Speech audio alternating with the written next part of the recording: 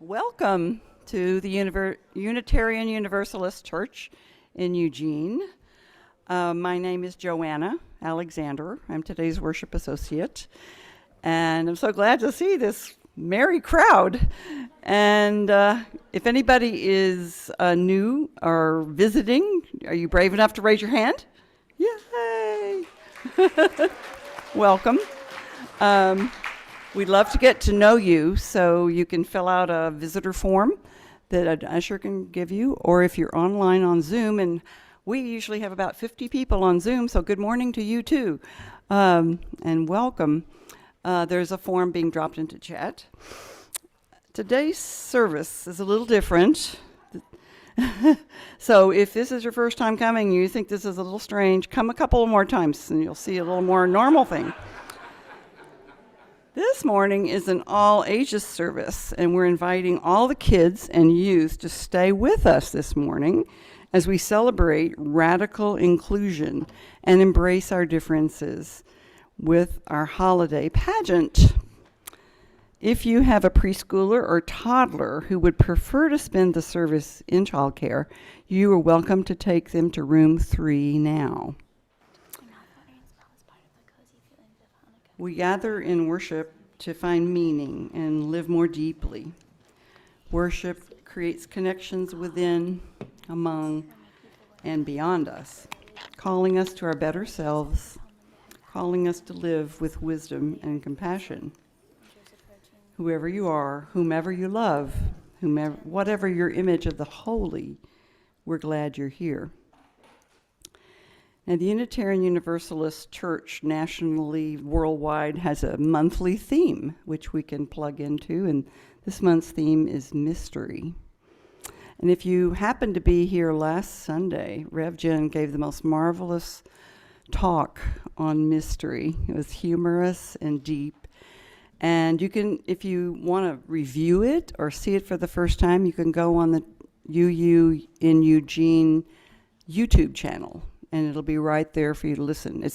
Her sermon is right around 22 minutes in, if you want to just jump to it.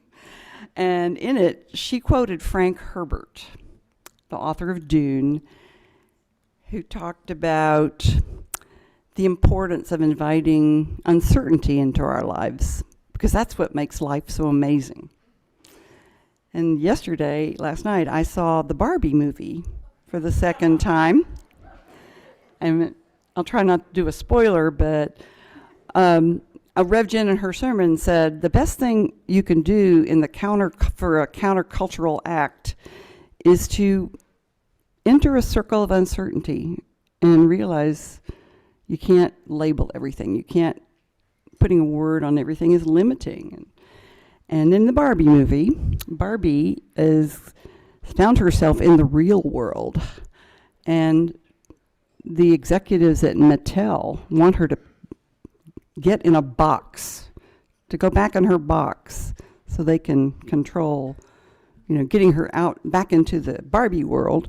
And she starts running away and they chase her, and she ends up in this room it's all aglow and kind of misty, and there's a woman at a kitchen table and her name is Ruth Handler, her creator in the late 50s. And she says to Ruth, they have a conversation, and she says to Ruth, "Oh, I didn't know the real world would be like this." It's a very negative place for Barbie, where in her Barbie world, everything was easy and wonderful, and she knew exactly what she would do every day. And Ruth says, "Yes, often in the real world it's like that. It's upsetting, but isn't that marvelous?" So that's what I have to say. That's what I have to say about mystery. So now I'll call on Eli to read the chalice lighting, and Marwin will help me with lighting. We light this chalice, symbol of our Unitarian Universalist faith, with the words of Tara Humphreys. Whether you are from the south, the east, the north, or the west, whether you were born into this faith, found it, or it found you, whether you feel at home or you are still trying to find your place, whether you believe in God or open to mystery or still have no idea, Whether you are unemployed, underemployed, cobbling things together, overworking, or in school. Whether you are holding anxiety, grief, confusion, anger, hope, restlessness, or deep peace, Unitarian Universalism has a place for you. It is right here, and this chalice is lit for you. Hanukkah ended Friday evening, but we remain in the season of Advent. We lit the first candle for hope, the second for love, and today we light the third Advent candle for joy. And now let's say together the words of our mission which affirm our shared purpose. Empowered by love, we transform ourselves and serve our world. My name is Ryan Doppelmayr. My pronouns are she, her. I'm the Director of Faith Formation. It's so good to see you all this morning. I'm a middle-sized, middle-aged woman with brown hair and a fantastic holiday sweater on, if I do say so myself. And I am here to say welcome to our holiday pageant. This year's pageant is a little different than last year's. We aren't telling the story about the remarkable birth of a new baby and those who gathered to celebrate new life. We are telling the story about the creation of a potato pancake. I invite you to enjoy the silliness of it all, but also to reflect on the message. Today's story is about someone who was misunderstood, someone whose voice was ignored, someone who heard the message that his culture, his background, and his identity weren't valued. I hope that you have not experienced those feelings, but I know that many of us have. I hope that you haven't felt that way. We live in a world that centers people who fit into a certain box. Those of us who aren't the right gender identity, the right sexual identity, or economic identity, those of us who aren't the right color, size, age, shape, and those of us who aren't able-bodied may have had more than our fair share of this feeling. But I have good news. We are working together to build the beloved community with love at the center. We are human and we make mistakes, but we are doing our best to share the message that we are all seen and we are all loved as we are. So come, watch as we learn to recognize a Latke for who he really is. Come, let us worship together. And now, I invite you all to join me in a loving kindness meditation as we center ourselves and open up to sending and receiving love and peace. Please sit comfortably in your chair with your legs uncrossed, your body still, and your eyes closed if you're comfortable doing so. Relax your muscles and take a few slow, deep breaths.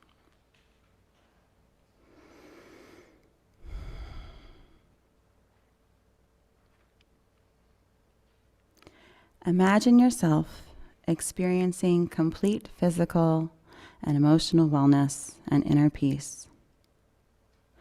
Imagine feeling love for yourself, thanking yourself for all that you are, knowing that you are just right, just as you are.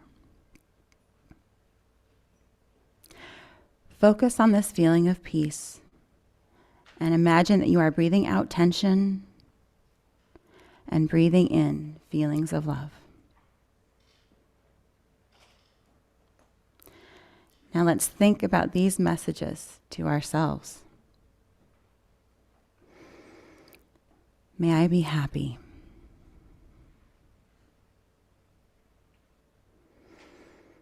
May I be safe.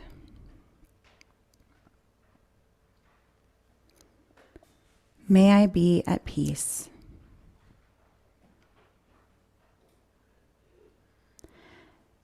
May I find joy today.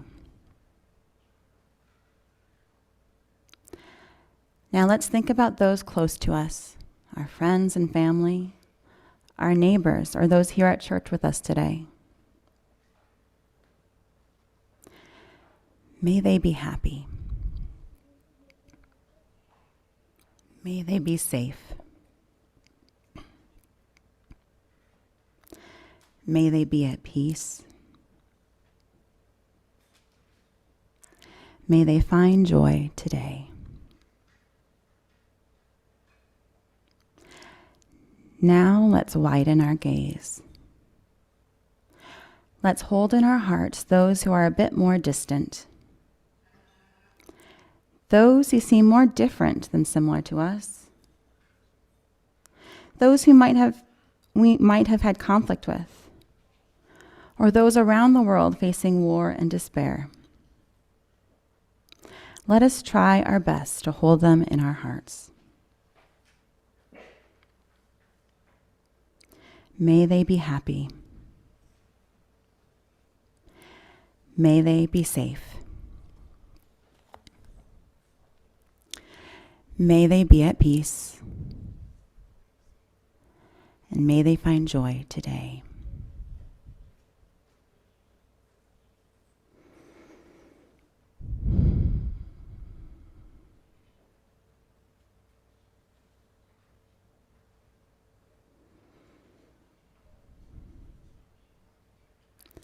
When you feel your meditation is complete, open your eyes and come back to us. Hello, everyone. My name is Mel. I am one of the faith formation teachers, and I am going to be introducing and narrating today's pageant. A small casting change: the role of Latke will be played by Cecilia during this performance. I would like all of my cast members to take their seat once they have figured out various costuming options, and get mic'd up as well. This is a play based on the short story by Lemony Snicket, so you might recognize.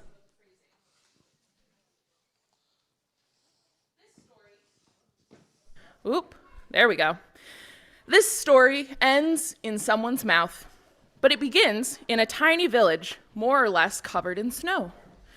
The snow had fallen during the long night, during which the children had pressed their faces to the window, looking for a glimpse of a man who they suspected of bringing them wonderful gifts. But instead, they heard a terrible noise from a certain cottage in the neighboring arrondissement, a word which here means place where something was being born. This cottage was already regarded with some suspicion, as it was the only place not decorated with flashing colored lights at this time of year. The thing that was being born was a latke, a word which here means potato pancake. Latkes are a traditional part of the celebration of Hanukkah, a holiday commemorating a miraculous Jewish military victory. Nearly everything in this world is born screaming, and the latke was no exception, even though the latke was not conceived and born the way that you and I were conceived and born, but instead was fashioned from grated potatoes, chopped onion, beaten eggs, and a dash or two of salt. Once these ingredients were very properly mixed, the latke was slapped into a pan full of olive oil, heated to a very high temperature, and this is when it began to scream. The latke was suffering so much that it leapt out of the hot pan and out the window of the cottage and began to run screaming down the boulevard.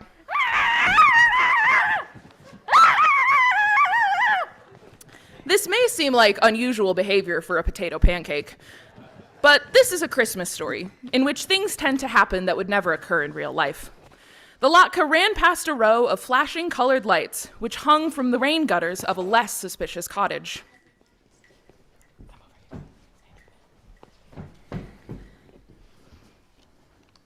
Okay.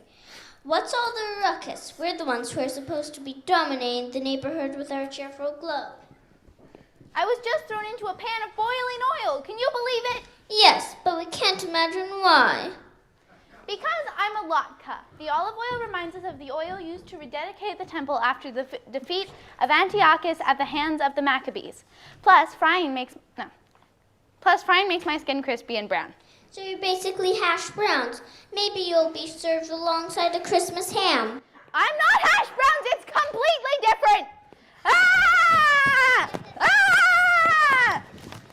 The Latke rounded the corner and found itself face to face with a candy cane, which wrinkled its red and white nose at the Latke in distaste.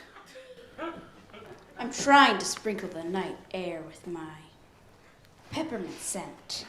Your mouth-watering smell, not to mention all that yelping, is spoiling the effect. My mouth-watering smell is part of the cozy feeling of Hanukkah.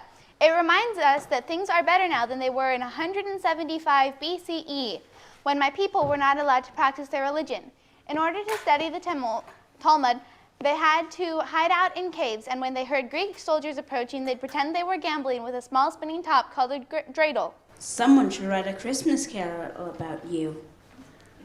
I'm not a part of Christmas. It's a totally different thing. Ah! Ah! The screams of the Latke grew quieter and quieter as the pancake ran out of the village into the surrounding forest. Its utter fury was unabated, a phrase which here means the Latke was still very annoyed at the objects to whom it had spoken. But it was quite tired, and so it decided to rest for a few minutes beneath the branches of a little pine tree. The pine tree was napping, but woke at the sound of an object plopping at its feet. Are you a present? Presents are pretty much the only thing allowed to sit under me at this time of year. Presents are not really a big part of Hanukkah. It's more important to light the candles for 8 consecutive nights. Plus Santa Claus. Santa Claus isn't a big part. Santa Claus has nothing to do with it. Christmas and Hanukkah are completely different things. But different things often blend together. Let me tell you a fun story about pagan rituals. But before the pine tree could begin, a family came trooping through the snow, searching the forest carefully. We shouldn't have waited till the last minute to prepare for the holiday. We'll never find a good one. You shouldn't give up hope. Look. It's perfect.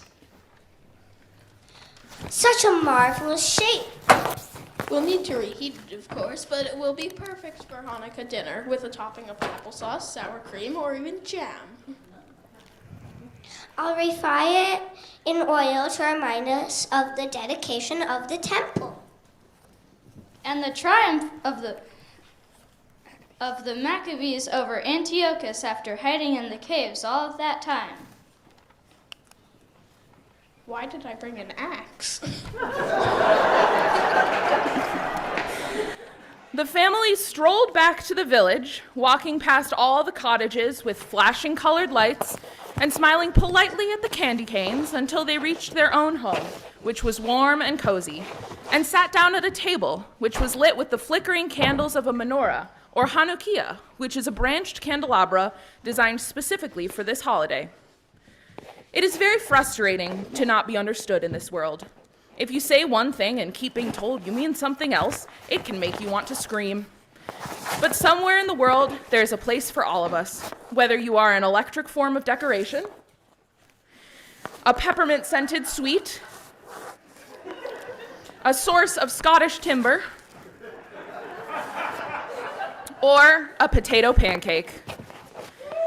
On a cold, snowy night, everyone and everything should be welcomed somewhere, and the Latke was welcomed into a home full of people who understood what a Latke is and how it fits into this particular holiday. The end.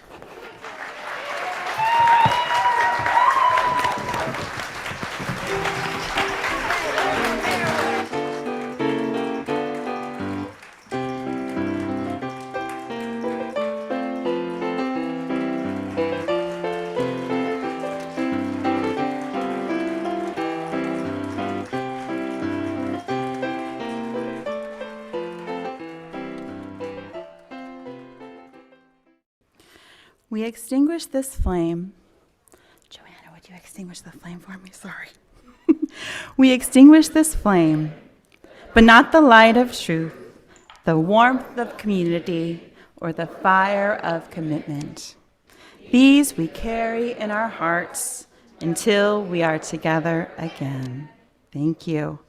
And we want to remind you that you are welcome to join in fellowship following the service to share latkes during coffee hour. Also, keep in mind, next Sunday we'll have a post-service potluck brunch on Christmas Eve. And later this afternoon at 3 o'clock in the chapel, we'll be Zooming a Vigil for Peace in Gaza if you would like to join us there or online. So now, go in peace. Enjoy your Sunday. Thank you for being here. Be sure to greet your neighbors, especially those you may not know, as you find your way out. Thank you.